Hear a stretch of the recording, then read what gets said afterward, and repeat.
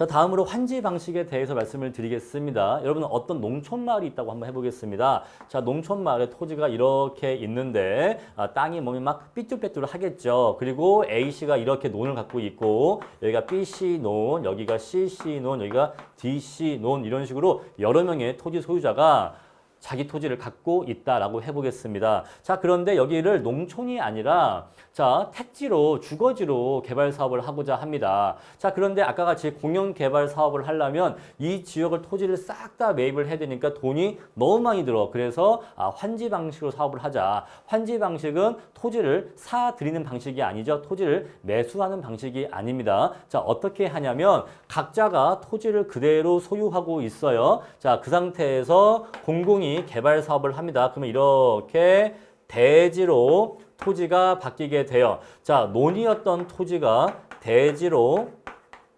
토지가 바뀌게 됩니다. 자, 근데 여러분 이렇게 논을 대지로 바꾸려면 조성공사비가 필요하겠습니까? 필요하겠죠. 여러 가지 뭐 땅도 파고 밑에 상하수도관도 묻고 수도관도 묻고 가스관 또 뭐 인터넷선 등등 깔고 막 또 이 위에 또 뭐 도로 포장하고 그랬을 거 아닙니까? 여러 가지 토지 조성공사비가 발생하게 됩니다. 자, 그러면 이렇게 도로도 나야겠죠. 도로가 있어야 차가 다니고 뭐 사람이 살 수 있을 거 아니겠습니까? 그래서 이렇게 해보니까 그리고 또 여기 이렇게 또 공원도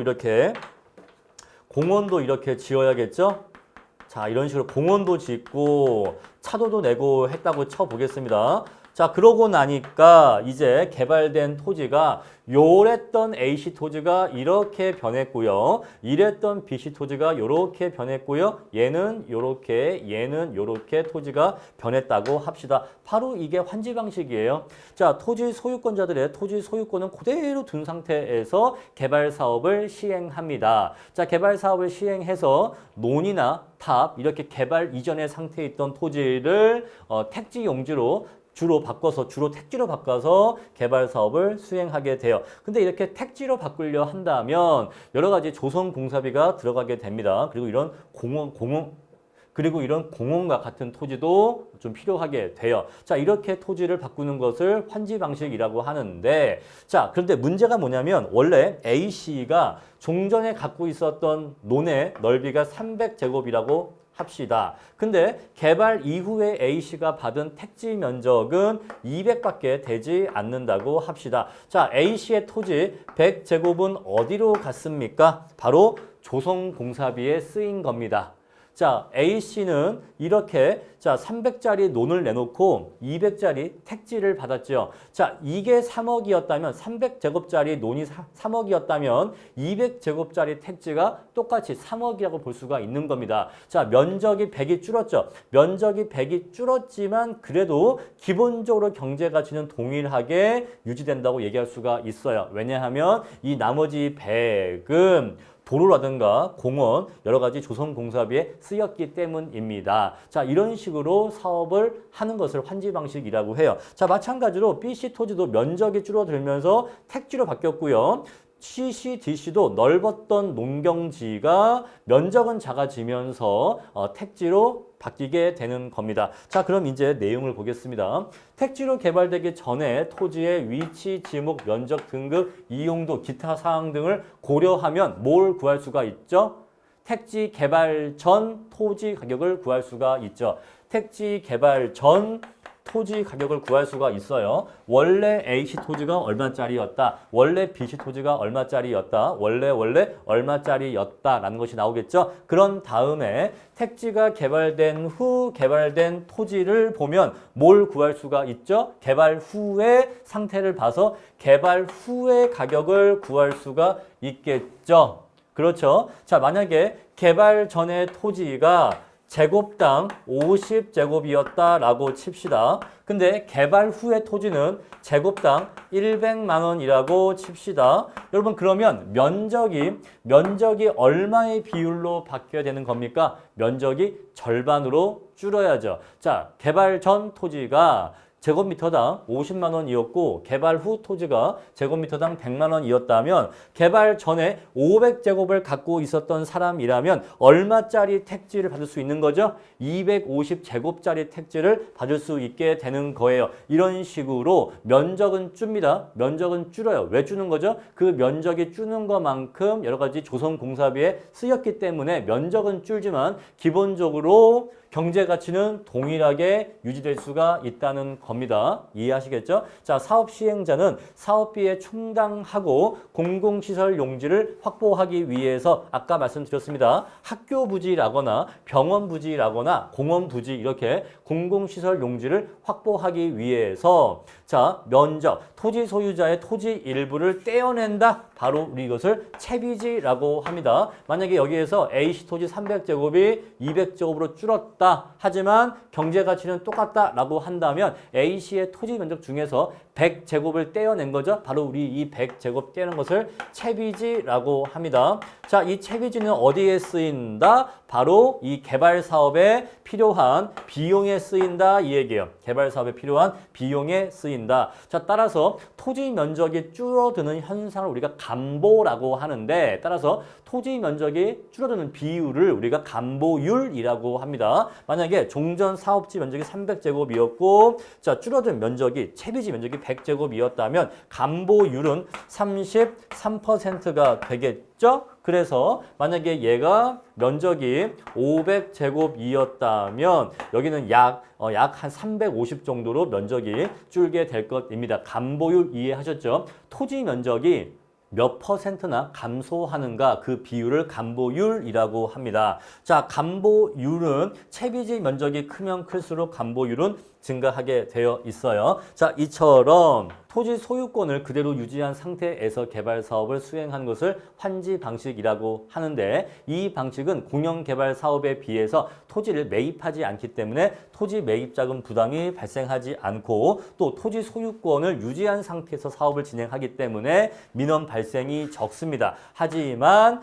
여러 명의 토지 소유자들의 의견을 조율하면서 사업을 진행해야 되기 때문에 사업 진행이 느린 단점이 존재하게 되는 거죠. 자, 다음으로 토지 선매 제도에 대해서 알아보겠습니다. 자, 토지 거래 허가 구역이라고 있는데요. 자, 토지 거래 허가 구역으로 묶인 지역 내에서는 토지를 거래하고자 할 때 정부의 허가를 받아야 합니다. 정부의 허가가 있어야지만 토지를 거래할 수 있게 돼요. 자, 이 구역 내에서 어떤 A씨와 B씨가 토지를 매매 거래하기로 합의를 했다고 합시다. 자, 그러면 이러한 매매 계약을 허락해 달라고 허가해 달라고 자, 지방 정부에 토지 거래 허가 신청을 하게 되겠죠. 자, 우리 이렇게 계약하려고 하니까 이것을 허가해 주세요라고 이렇게 허가를 신청하게 됩니다. 자, A씨가 토지를 판다고 할게요. 얘가 매도자라고 합시다. 얘가 매수자고요.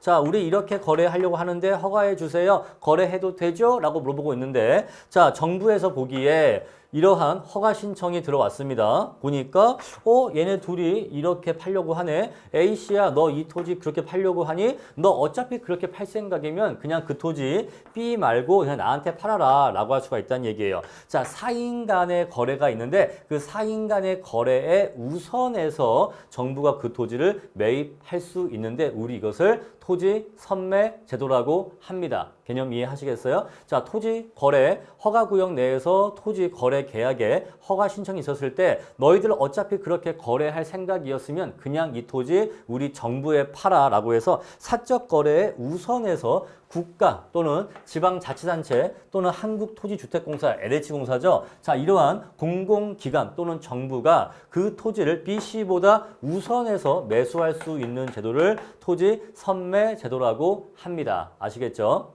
자, 근데 만약에 토지거래 허가구역 내에서 토지거래 계약에 허가 신청이 있었지만 지방정부가 이 토지를 선매하지 않을 수도 있겠죠? 자, 그러면 그대로 A와 B씨가 거래가 이루어지게 돼요. 이 거래를 허가해주면 A와 B씨 사이에 거래가 이루어지게 됩니다. 자, 그러면 이 B씨는 토지 거래 허가 신청을 할 때 자, 어떠한 용도로 이 토지를 사용하겠다라고 알파 용도로 이 토지를 사용하겠다라고 적어놓은 용도가 있겠죠? 따라서 지방정부에서는 B씨가 알파 용도로 이 토지를 사용할 것이라고 신청했기 때문에 그걸 전제로 토지 거래 계약을 허가해 준 것입니다. 따라서 그래서 이루어진 토지 거래 계약 허가를 받아서 토지를 취득한 이 B씨가 그 이용 목적대로 당초에 신고한 알파의 용도대로 이용하고 있지 않을 때에는 허가 위반인 거죠. 난 네가 이렇게 이용한다고 해서 허가해 준 건데 사실은 거래 이후에 이렇게 이용하고 있지 않네 라고 하는 경우에는 너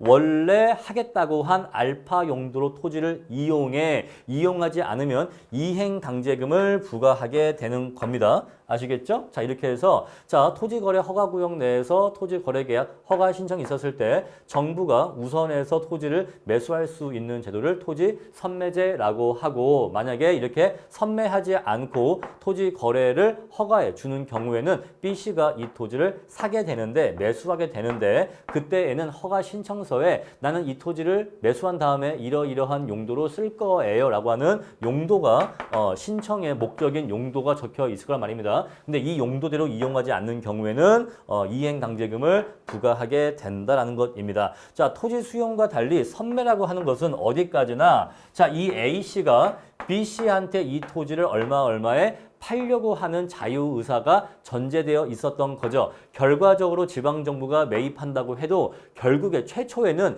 A씨가 B씨한테 팔려고 했으니까 그 내용으로 지방정부가 산 것뿐이라서 기본적으로는 A씨의 팔 의사가 전제된 것이라서 토지 소유자의 사적 권리를 침해하는 정도가 없거나 적다라고 얘기할 수가 있겠죠. 자, 이렇게 선매제도 말씀드렸습니다. 자, 다음으로 공공임대 보유제입니다. 굉장히 쉬운 내용이에요. 자, 공공이 개발을 해요. 개발을 한 다음에 지어진 부동산을 매각하는 게 아니라, 아까는 공영개발 사업은 매각하는 거였죠. 근데 공공임대 보유제는 자, 토지를 매수한 다음에 개발을 하고 개발된 부동산을 파는 게 아니라 세를 주는 방식을 공공임대 보유제라고 합니다. 여러분, 예를 들어서 SH공사가 자, 임대주택을 공급한 것도 이 한 형태라고 얘기할 수가 있어요. 자, 공영개발의 한 방법으로 개발한 토지를 분양하지 않고 매각하지 않고 세를 놓는 방식을 말한다. 자, 장점은 어떠한 장점이 있느냐?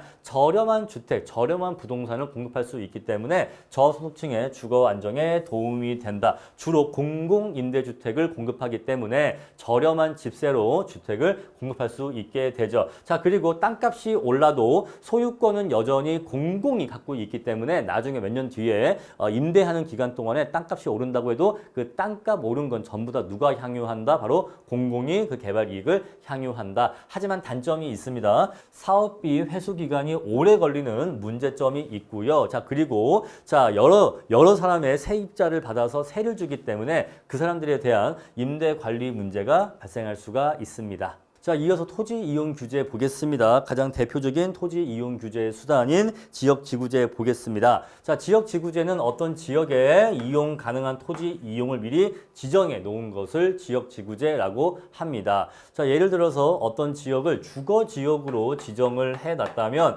이 지역에는 공장이 들어올 수가 없습니다. 만약에 이렇게 이 지역은 주거만 들어올 수 있다, 주택만 들어올 수 있다, 공장은 들어오지 못한다라고 정해져 있지 않은 경우에 만약 공장이 들어왔다고 해보죠. 자, 그러면 이 공장이 뿜어내는 여러 가지 매연과 소음과 진동과 폐수 때문에 주변 주택들이 피해를 입게 될 것입니다. 우리 그러한 피해를 부의 외부 효과라고 한다고 했죠. 따라서 자, 어울리지 않는 토지 이용이 근처에 입지해서 부의 외부 효과를 미치는 것을 방지하거나 또는 완화시킬 목적으로 지역지구제를 지정하게 됩니다. 자, 이것은 토지의 이용을 법적 행정적으로 강제 또는 규제하는 수단 중에 하나고요. 그 규제 내용이 어떠냐에 따라서 그 지역의 지가를 높일 수도 있고, 반대로 규제가 너무 엄격하거나 개발을 저해하는 경우에는 반대로 지가가 하락할 수도 있는 거죠. 자, 어떤 내용의 규제가 이루어지냐에 따라서 지가는 올라갈 수도 있고 내려갈 수도 있다까지 정리하시고요.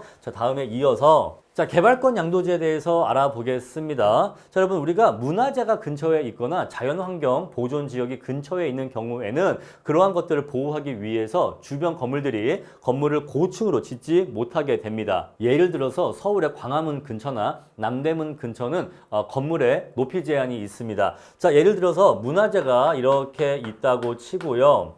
자, 문화재 옆에 A 토지와 B 토지가 있다고 해보겠습니다. 자, 동일한 토지인데 다만 A 토지는 문화재 바로 옆에 있어요. 자, 원래 일반적인 토지는 건물을 이만큼 지어 올릴 수 있습니다. 근데 A 토지는 문화재 옆이다 보니까 건물의 높이 제한을 받아서 건물을 이만큼밖에 짓지 못한다고 해보죠. 자, 즉 AC 토지는 문화재 옆에 있기 때문에 건물을 이만큼을 더 짓지 못하는 경제가치의 피해를 입고 있다고 할게요. 자, 이 피해액이 예를 들어서 30억 원이라고 합시다. 30억 원만큼의 피해를 입고 있다라는 거죠. 자, 근데 그럼 A씨는 억울합니다. A씨가 억울해서 정부한테 손실보상을 요구합니다. 아니, 문화재가 옆에 있다고 해서 내 토지에 층고 제한을 걸어놓고 높이 제한을 거니까 내가 건물을 이만큼을 더 올리지를 못해서 그로 인해서 30억만큼 손해를 보고 있으니 이 30억을 보상해 주세요라고 하면 정부가 해줄까요? 안 해줄까요? 안 해줍니다. 안 해줘요. 안 해주고 그건 그냥 어쩔 수가 없어. 그건 그냥 네가 문화재 옆에 있으니까 어쩔 수가 없는 거야. 그거는 공공 필요에 의한 거니까 네가 좀 참으렴 할 거란 말입니다.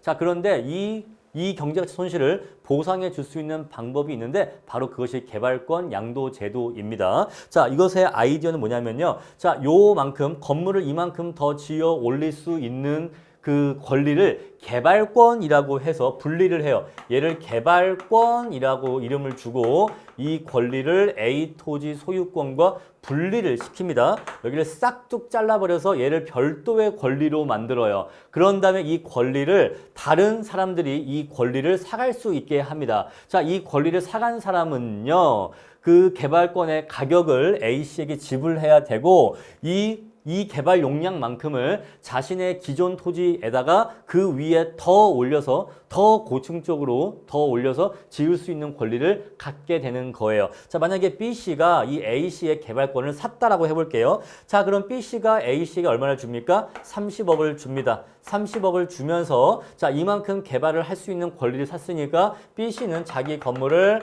이만큼 더 지어 올릴 수 있게 되는 거예요. 여러분, 그러면요, 손해본 사람 누구 있습니까? 없어요. 없습니다. 자, A씨는 자신이 문화재 옆에 있기 때문에 건물을 더 지어 올리지 못해서 발생한 경제 피해 30억 원을 보상받았고요. B씨는 자, 30억을 주고 개발권 사왔으니까 이 개발권만큼 자기 건물 더 높게 지었고요. 따라서 결국 30억 원의 경제 가치를 누리고 있는 겁니다. 따라서 아무도 피해본 사람 없으면서 A씨의 이러한 피해를 보상할 수 있게 되죠. 바로 이게 개발권 양도제의 기본적인 아이디어입니다. 아이디어 이해하셨죠? 자, 그럼 이제 본문 텍스트 볼게요. 자, 문화재가 있거나 자연환경 보존 지역이 근처에 있는 경우에는 근처 토지가 개발이 규제받게 되어 있어서 재산권에 손실이 발생하게 된다. 손실이 발생한다는 거죠. 자, 이때 규제로 인해서 개발하지 못하는 부분, 개발권을 토지 소유권에서 분리해서 별도로 팔 수 있는 권리로 분리를 해서 개발 지역의 토지 소유자에게 매각하는 방식이다.